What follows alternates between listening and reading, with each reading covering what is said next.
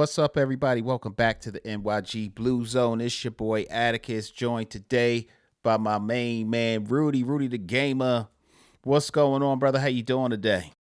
Doing pretty good, man. Just getting ready for Christmas and yeah, man, got Christmas parties to go to, things of that sort. Just trying to enjoy the holidays, man, and everybody's on Christmas break, so yeah. Nice. Besides that, how about yourself, man?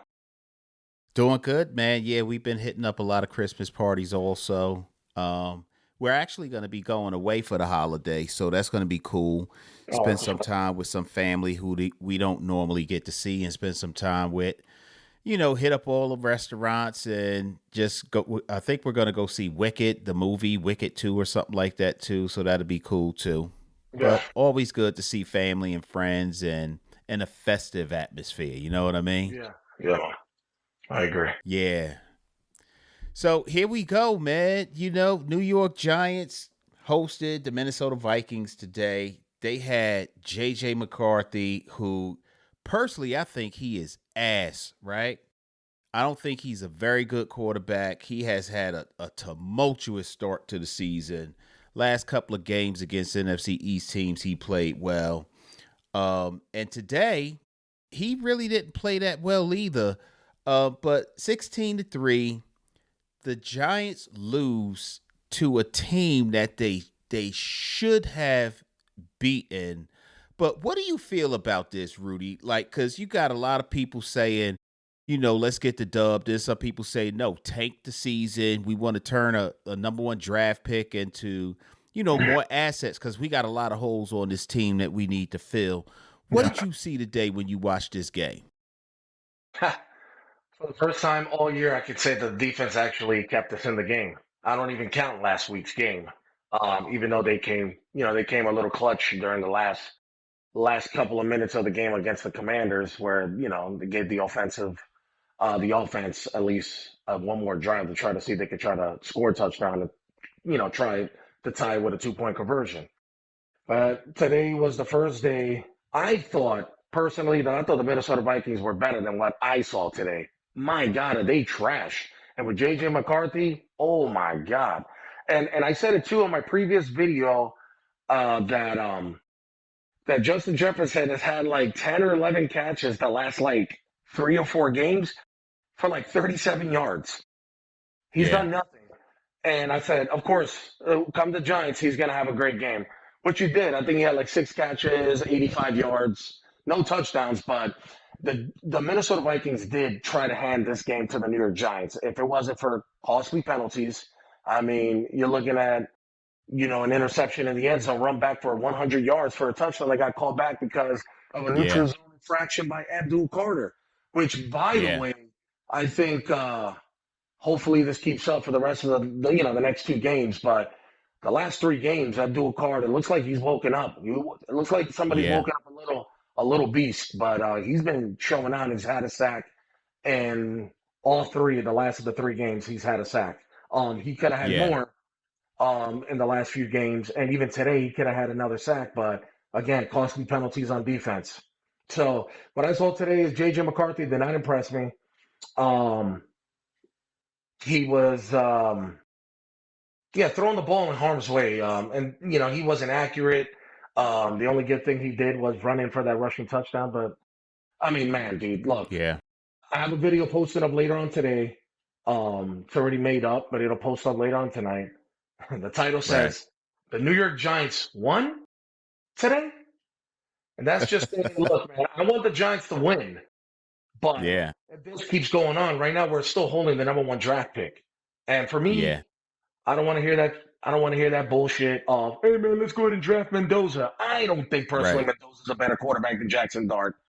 What I want to see is for us to try to win these last 2 games, but if we stay as the number one draft pick, then look, man, look to build enough draft stock to move down, take enough draft stock you can, because there's going to be quarterbacks like the Las Vegas Raiders, especially those are one of the teams that are going to look for a quarterback during the off season. No Trying doubt. there's going to be a few teams trying to move up for a quarterback. So don't count out somebody like the And the Miami Jets. Dolphins either. Yeah. So don't count them out. So the thing is, build draft stock for me. build draft stock to try to keep building around Jackson Dart. But go ahead. No doubt.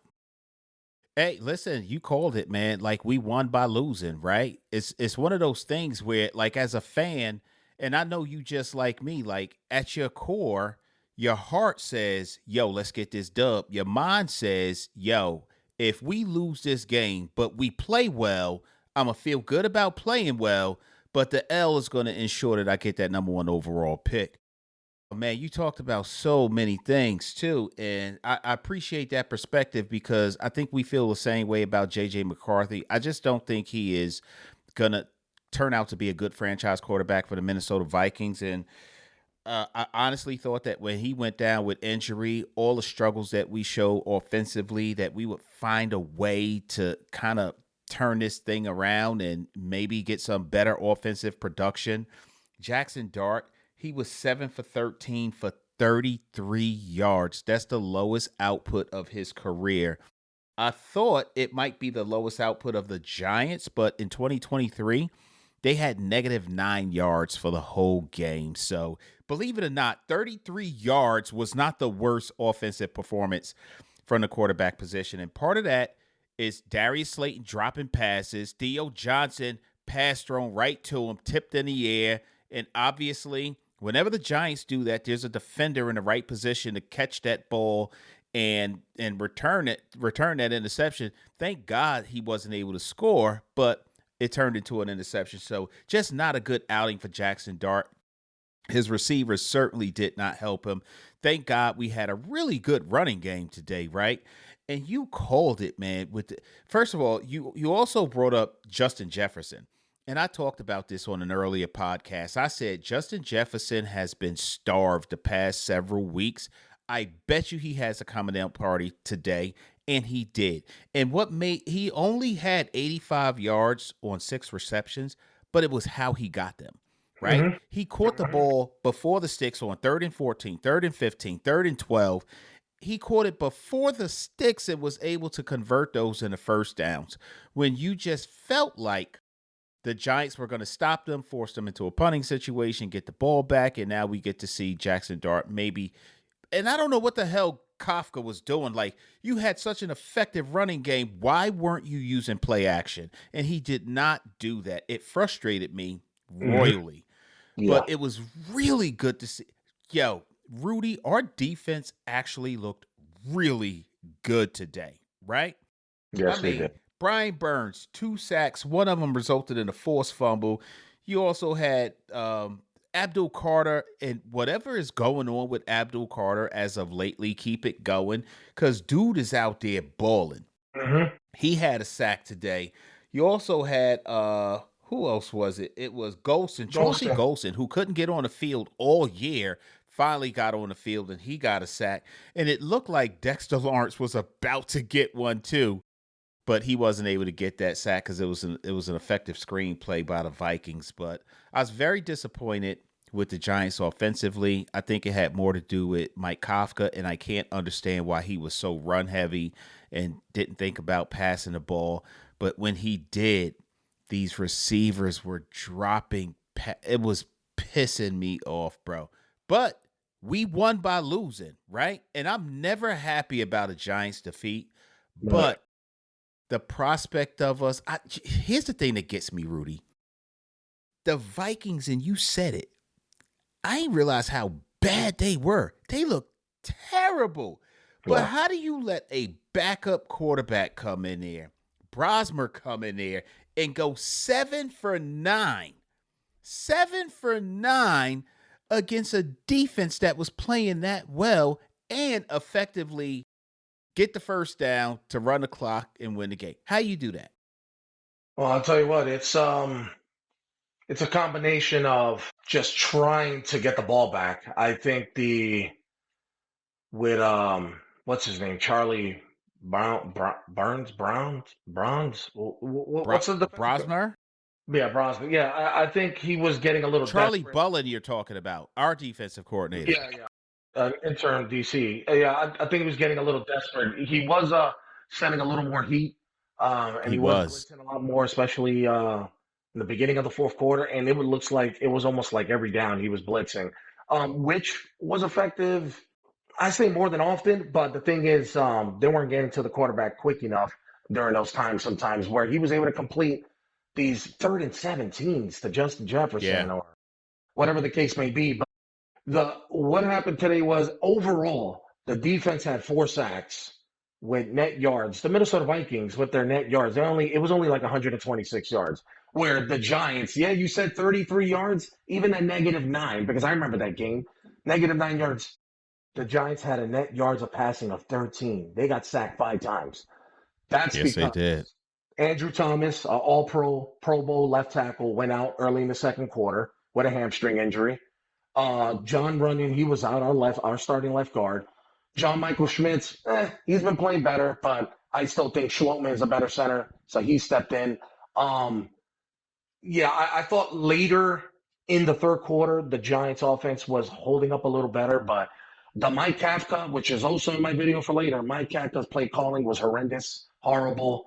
Um, the running game in the second half wasn't as effective, I thought, like it was in the first half. No play action whatsoever. I don't know why don't None. you just positive run, play action. Why don't you try that? And he didn't do that the whole game.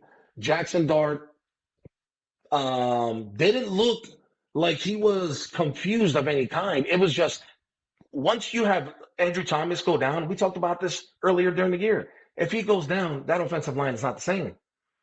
How And do you think Bo did when he came in to replace him? he was struggling in the beginning because I had to watch him closely. He was struggling that whole second quarter, especially when Brian Flores was throwing these exotic blitzes. He even let 3 times on 3 different occasions let a guy get in there untouched going to Jackson Dart. And they got Jackson Dart was able to evade or throw the pass right before he got hit. You know what I mean? But it was bad in the second quarter when he came in. Once in the second half, I saw mid third quarter when we had the ball back with like 8 minutes and 2 seconds when we finally got that ball back to be able to not let the Minnesota Vikings score.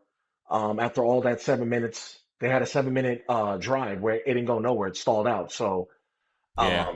yeah, once I saw him in the third quarter with 8 minutes and 2 seconds when we had the ball back, the second time in the third quarter, then it looked like he calmed down a little better. He was picking up the Yeah.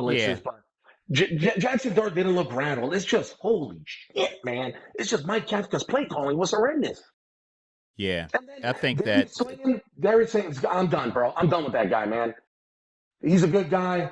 Get him the hell out of here. I'm done with him dropping passes, bro. I'm done. and he just I'm got done. paid too. And the money on his contract makes it a bit more challenging to sign Wandale Robinson. Although I think they can restructure his deal to make room for Wandale, and they need to do that.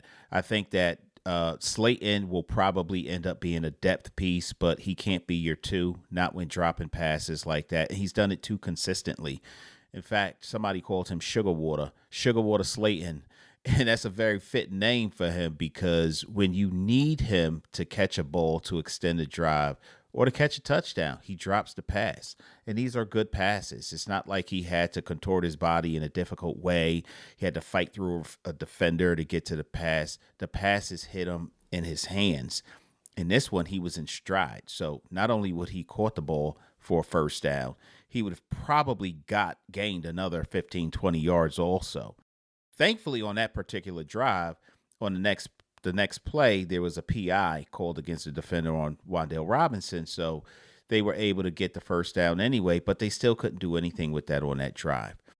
Now, I do want to ask you about how do you feel about what do they call him? Better Call Saul, Ben Sauls. We got a new kicker who went in there today, and at with the exception of the kickoff to start the game, and I don't know if Wynn had something to do with it. I think he did pretty good. How'd you feel about him? Yeah, yeah. I mean, I talked about him on yesterday's video. I did say he will be combination wise the 12th kicker for the New York Giants in since 2018. Uh, but the 10th kicker to actually be the starter for the game. Um, I thought he did pretty well. I mean, it wasn't, yeah, the wind was pretty bad. I think they said the wind was gusting, I think it was like 25 miles an hour. Wasn't too bad. But I mean, he's a left foot kicker, And when Yeah. I It looked, looked those kind of two, weird watching him kick, didn't it? right. So it looked like there was those two kicks, even the extra point, where it looked like it was going to go to one side or the other, but the wind just kind of like caught it right back in. I think he meant to do that. You know what I mean? For the simple fact is because he knew the way the wind was blowing. If He only, planned and it he's that only a way. rookie, and he's only a rookie. So if only kickers knew, besides Graham A Gano, who, rookie out of Pitt, by the way, and you know Pitt gets a lot of win. Pittsburgh gets a lot of wind out there too. So yeah, he for he sure. probably did kick that, understanding that the wind was gusting left to right, and he had to kick it left and let the wind bring it back through. But he did a good job. Yeah, I mean, I don't know for him going forward. Yeah, let him play the rest of Yeah, the season as long as he doesn't get hurt. I still think the Giants need to go ahead and maybe get a piece on draft, maybe an undrafted rookie or something like that for next year's draft. You yeah, know, Ben Souls did look all right. It's just one game. yeah. Just one game. But he Yeah, I did mean, well. I mean, for this to be his introduction to the NFL, windy conditions, it wasn't a lot of high drama because you talk about two teams that were playing just for player evaluations at this point. Neither one are going to the playoffs, but I thought that he did well. And for me, it was good to see that a kicker did not lose the game for us again. So, good job for Ben Souls. I want to ask you another question though. I you know I think Jonathan Vilma is one of the worst TV analysts in football. He doesn't know what he's talking about. He misplayed. He called Darius. He called Singletary Tyrone Tracy Jr. at one point. He said that Jackson Dart has had multiple concussions this year. He's had one. He's been evaluated several times. But I do think the refs officiated pretty well because I did think that they were trying to get him in the blue tent on more than one occasion. The way that they were tackling him, it felt like that. But did you feel like during this game at any point, first of all, do you feel like there's too much hype going on with the concussion discussion as it relates to Jackson Dart? And looking at his interviews this week, he said, I play the game of football not differently from what other players are doing. I just play the game. You look at Josh Allen, you look at the Patrick Mahomes, and they take shots all the time, and they're not pulled into the blue tent as often as I am. Do you think there's something to that? And before you answer that, King Devin 16 says draft Tate. Hey, I'm with you, man. We need all the help we could get right now, particularly in our secondary. But how do you feel about that whole Jackson Dart concussion discussion? I just think it's because he plays for the New York Giants. We are one of the shittiest teams in the NFL. And also because all the turmoil that's going on right now, we don't have a definite head coach right now. We got a temporary, an interim head coach filling in right now till the end of the season. I think just because it's New York Giants, we're in a bad spot right now. And everything in New York news, man, it gets hyped up and they go to the extreme, man. I just think it's Yeah, I mean, dude, Josh Allen. I mean, I get it. He's a lot bigger than Jackson Dart, but I think it's just because it's New York Giants, man, and yeah, where he plays for, who he plays for, they're making it all dramatic than what it is because you got a lot of these running backs or a lot of these quarterbacks that get hit every game. There's a lot of these quarterbacks that are running for their lives, trying to make first downs. It doesn't matter what quarterback it is. I mean, Baker Mayfield does it too, and I mean mm-hmm, those guys get hit but you don't see them sending them off to the tent. I don't know if it's because they want to be extra cautious, whatever the case may be, or maybe right now he's just the golden child of the NFL. You know what I mean? I don't know what it is, man, but I just think it's where you're playing at, who you're playing for. yeah. I It's a agree. I think it's a story that's been blown way out of proportion at this yeah, point. I also was looking at the flow of this game, and we kind of touched on this a little bit earlier. And I don't know, man. I know that players don't play to tank games. Historically, I have not really seen coaches coach to tank games. It's a lot of players that want to see that. So it's a lot of fans that are conflicted in both directions. But it felt like Kafka was not trying to win this game. it felt like your best weapon on the field on offense was Jackson Dart, and he was poorly utilized today. And only in a couple of situations did he give us a little bit of sauce to say, "See, I'm trying to get him out there to throw the ball down the field." Now, credit Minnesota's the Minnesota Vikings defense too. And listen, I said this for the past 2 weeks. If there's a way that the Giants could somehow lure Brian Flores to the New York Giants as a DC, I'd be all on board for that. Now I know he got stuff with the league, he got stuff with the New York Giants, and that text message that went to Brian Dable. I mean to him, but it was meant for Brian Dable. I get it. But God, he put on a masterclass on defense. Dart really didn't have a lot of places to go with the ball, but Kafka didn't give him a lot of opportunities either. Do you think there was a part of Kafka that was really just not trying to win this game? Because I was really conflicted while watching this. Yeah, I'd just say 3 weeks ago, Mike Kafka already solidified for me. I'm sorry, bro. You're not it. Well, that Detroit Lions game, um, instead of him trying to go for the points, I don't care what nobody says, man. You go for points when it's not meant for you to go for just the points, or when you really need to. He did the opposite, and that game solidified it for me. I was good, man. I was good, Yeah, man. analytics said to go for it, right? But he didn't. Right. But he didn't, and he did it when analytics told him you should go for it. It when analytics said when he shouldn't have went for it to take the points when he should have, vice versa, back and forth, and he didn't, and he did. So for me, I was just it was pissing me off, man. I was just surprised that you were getting positive yards in the running game. And look, man, shout out to the 1-2 combo for Tracy and Motor, man. Devin Singletary, bro. They got to figure out a way. I know we got Cam Scatterboo, but we got to figure out a way to keep Devin Singletary, man, because that man, the unsung hero, quietly, man, out there had like, I think it was like 13, 14 rushes. Ah, man, I forget what it was. He had like 50. 11 for 47. Yeah, bro, that's what I'm saying. He always had 50 yards. That's what I mean, bro. And you got to figure it out, man, because if you can keep all three of those running backs, man, and God forbid one of them get hurt, you still got two great running backs. You know what I mean? Um, yeah, man, they were effective in the running game, but what happened to play action, man? Like, what There happened? was none. Positive, positive, run, play action. None of that was going on. It was like three straight runs. Yeah. Three I straight thought runs. that Charlie Bullen, you brought him up also defensively. I thought he called a really good game, but Yeah. he wasn't prepared for Brosmer at all. He was prepared in practice to go against JJ McCarthy. So when this backup quarterback came in, it was just painful to see these completion after completion after completion. That's just the New York Giants, right? How many times have we seen a backup quarterback come in cold and just march right down the field on the Giants? That is so upsetting that always seems to happen. And you brought up Mike Kafka and how you were just over him after the Detroit game. And God, there was so much.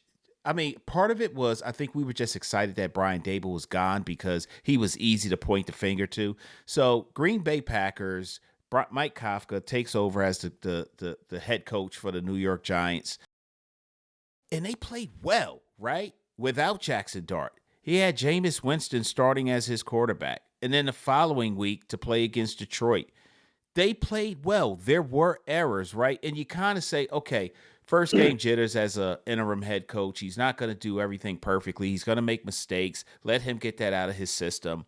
But some of his post game press conferences and what he saw and why he made certain decisions that he made, he seemed to be like completely off balance and just divorced from reality, right? And the same thing happened against the Lions. And we have been given reason after reason to be like, yeah, it's time to move on from Kafka. The whole idea of head coach is long gone at this point, right? But today's game, he didn't even do much to solidify how I felt about him being an OC, which I think he is a good OC. Now, do I got to show him a little bit of grace based on everything that's going on with him, the Giants, you got Hard Knocks and cameras following you around? do I need to do that? I don't think I need to do anything, right? I'm a fan. I want to see my team do well, if it not here in the draft and free agency moving forward. But damn it, man. This guy it's almost like he's imploding before our eyes. And I don't even know if we are capable of beating Vegas next week based on this Nah, performance that we saw today. nah. The Giants are good for one thing I know they're good for this year. I hate talking crap about my team, but they're good for losing against teams that they shouldn't. And the thing is, teams that we weren't even able to be in the same class. We were 10+ points going into the fourth quarter on every one of those games. So we should have beaten the Lions, we should have beaten the Packers, we should have beaten the Bears, we should have beaten the Broncos. Yeah, man, it's just I think the coaches might be mentally already checked out before the players are, man. You know what I mean? Their press conferences are so corny, man. So corny, robotic. Yeah, man. We were trying to go ahead and solidify the run, and it was looking good. So we were just going to go ahead and keep on running the football, bro. Your play calling was trash. I've never seen his play calling be so horrible. I mean, there was Yeah. nothing creative, man. It's like, Yeah. why do you think that we need to?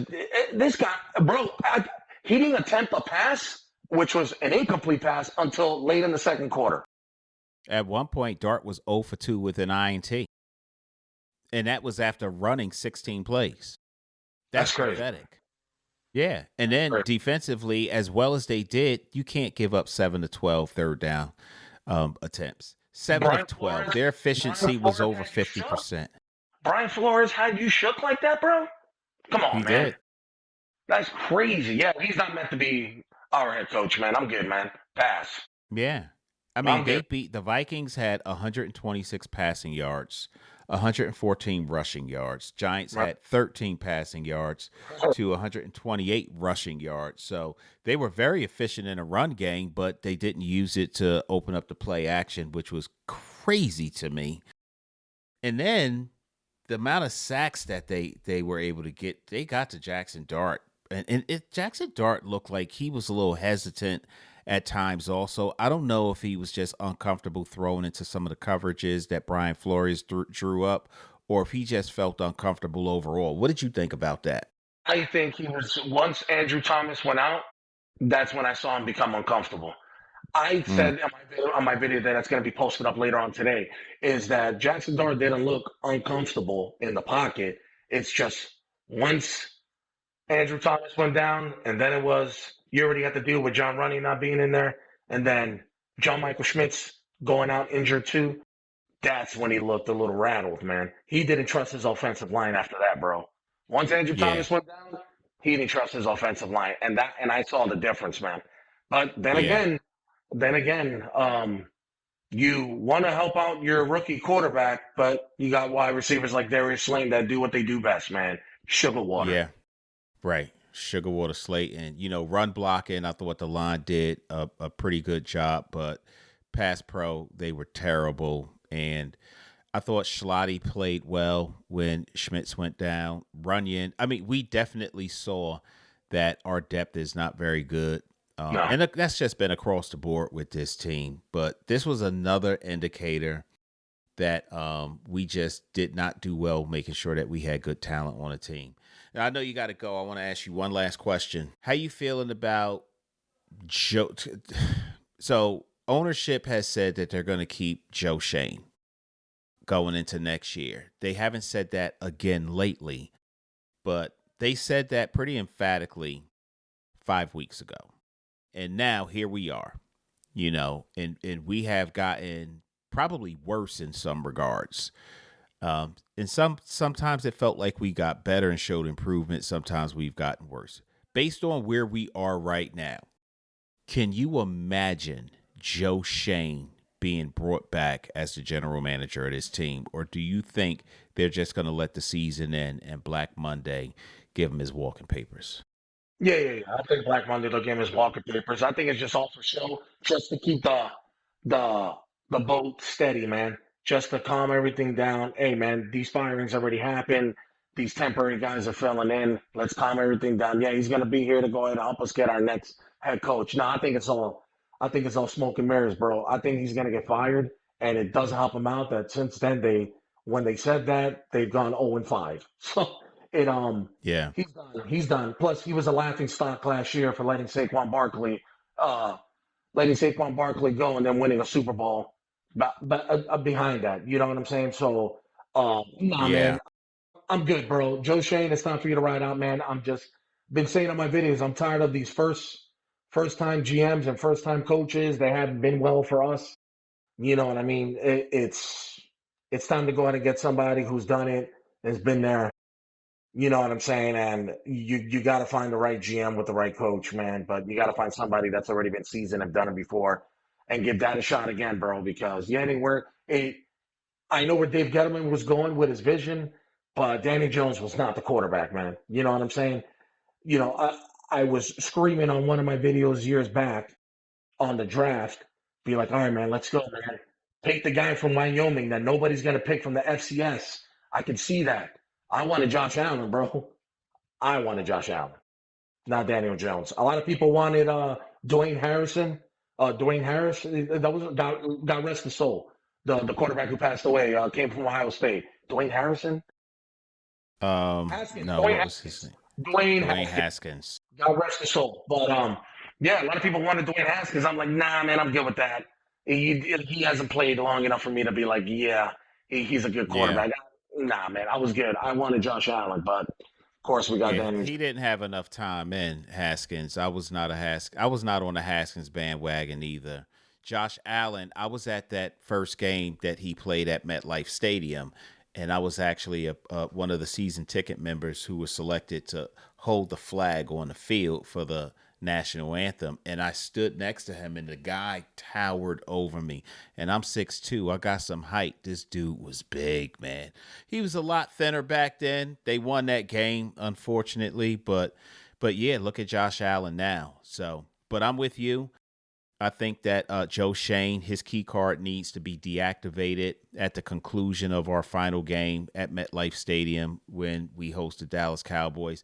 My wife and I are going to be at that game, so I'm going to get some footage while we're there. But I'm hoping that as we're leaving the stadium, we see him leaving too, probably in a bigger hurry than we will be leaving the game because we don't want him in New York anymore.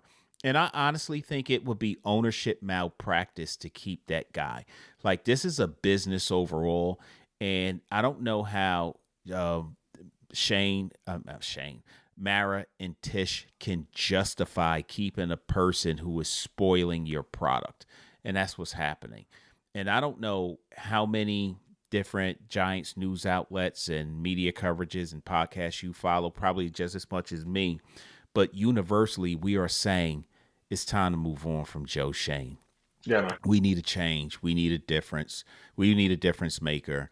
We want somebody that's making sure that we have good pieces in the room. And I said this on a different show. Like, I think that we have 60% of the pieces that we need in place right now, but that other 40 is so bad that we can't even compete for a full 60-minute game. We need somebody to be able to identify talent and bring them into the New York Giants. And it's going to be an attractive job, not just for a new head coach, but for a GM also. But it won't be as attractive for a head coach if Joe Shane is still here. So let's see where it goes. But hey, man, if I don't speak to you, I want to say Merry Christmas to you and your family. Merry Happy Christmas New to you and Year. yours. You know, That's Giants got. There you go, brother. And happy birthday to you also. And the Giants lost but one in the same game, you know. And I do want to say one other thing. You know, fuck the Eagles, right? They are division champions of a division where every team in the division who is not the Eagles has a losing record and pretty much looks bad. So I don't care nothing about them being the first team to repeat in 21 years to be the division champs. Because who did you really beat? Like, we all stink in this division, so whatever. Yeah, I'm cool with all that, man. Fuck the Eagles. I agree with that. It's gonna be good. Hey man, shout out to Deontay Banks. He also proved to me again today he can't cover nobody. Just a I great like third him and on seven. special teams though. Hey, he could be a kickoff return. I'm cool with that, bro. Hey, keep him Yeah, there. You want to keep him? You know, that's cool. But again, shout out to him. He can't cover nobody as always. Third and 17, decides for Justin Jefferson to get 20 yards, man. Hey, shout out to him, bro. He's awesome, man. Just keep him at kickoff returns. I'm cool with that. He does better than that than he does on anything else. Um, yeah, Merry Christmas to everybody out there. Happy New Year. And two more games. But I swear to you, man, Giants are going to find a way to win one of these last two games and not be the number one draft pick. You know, shout out to Tommy Cutlets. You know, even though he was out there trying to prove himself, you know, I wanted to win anyways. But yeah, they're you no, know, that was they're Drew going to find a Lock. way. Oh well, That was Drew Lock. 2 years ago when he won his three straight, literally Oh took us right, out of there. yeah, You know what I'm saying? And then losing three straight in a row after that. But yeah, man. I Yeah, shout know. out to Drew Lock for that one too for last year, getting us that third win, which literally got us from 1 to 6, something like Right, that, on week 16, the week before right, we played the Eagles. yeah, I think at the last game of the season. But look, man, um, we love our team, man. I just want to see them succeed. Joe Shane, get him out of here. Darius gotta Slayton, go. bro, restructure his contract. You got to put that dude as a third wide receiver. He's not meant to catch footballs, man. I'm sorry, man. I'm tired of that dude, man. The crazy thing is, he has similar stats, and he's creeping up on Amani Toomer. Before anybody says anything, I know it's blasphemy. All I'm saying is, Amani Toomer is an all-time leading wide receiver in Giants history. You know what I'm saying? Touchdowns and receiving yards, which I know he has over 10,000. But that man is creeping up in yardage. And He didn't fake an injury when he dropped that pass today though. That was a little no, different. no, because he always fakes an injury every time he drops a pass. Been saying that. Been saying that for a while. Yes, yes. But yeah, Oh man, look, man, I look forward to the Giants.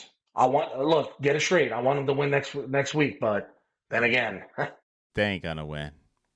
they're gonna They find a ain't way to gonna win. lose. They're gonna find a way to lose. But that'll solidify them as the number one seed or the number one draft pick. So but then the Jets are right behind them. So but Geno Smith gonna have a day. I'm just saying. He all gonna right. have a day. Pete Carroll gonna look like the old Pete Carroll. That's what the Giants do. It's frustrating. It's irritating.